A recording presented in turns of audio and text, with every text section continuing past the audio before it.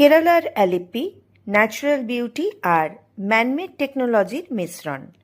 ট্যুরিজমের দুনিয়ায় অনবদ্য অবিস্মরণীয়। তুমি যদি একদিনের ভ্রমণের পরিকল্পনা করো বা প্রথমবার অ্যালিপ্পি ভ্রমণ করতে আসো, তবে শীতকালটা বেছে নেওয়াই সবচেয়ে ভালো, যা তোমার বেড়ানোকে সহজ এবং স্বাচ্ছন্দ্যময় করে তুলবে। আজ আমি সংঘমিত্রা রয়েছি কেরালার অ্যালিপ্পিতে। এনজয় করছি পিকচার পোস্টকার্ড জার্নি, এক টুকরো কেরালা ঐতিহ্য, কেরালার রিচ কালচারাল হেরিটেজ।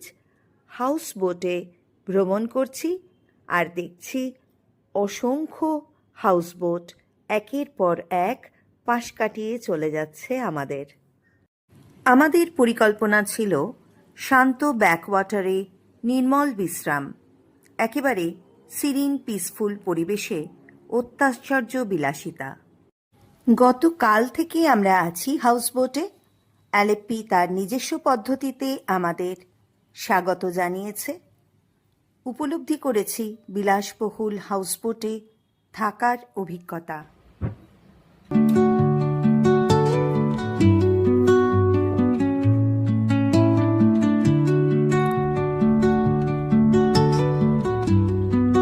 তারপর মনোমুগ্ধকর জলরাশির মাঝে আরামদায়ক ভ্রমণ, অফুরন্ত আরাম আর রাশি রাশি রকমারি খাবার।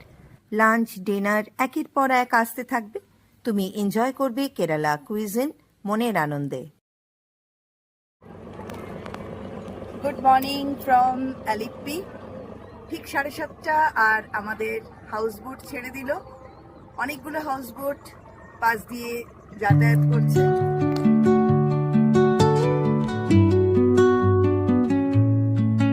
আর এই যে সকালবেলা সূর্য সবে মাত্র উঠেছে। ভীষণ ভীষণ ভীষণ প্লেজেন্ট ওয়েদার। আর এমন সুন্দর পরিবেশে সবকিছু ছবি তুলে রাখতে মন চায়। আমরা এখন রয়েছি ভেম্বানাদ হ্রদের ওপরে। কেরালার অ্যালিপ্পুজা কোট্টায়াম এর্নাকুলাম জেলা জুড়ে এই হ্রদ বিস্তৃত। পূব আকাশে এক ঝাঁক বক সার বেঁধে চলেছে। বলে বলতো বাংলা এগুলো বকের শাড়ি, পাতি বাটি, পাতি পাতি দশ বকের পাতি রবীন্দ্রনাথের গানে আছে, তাই না?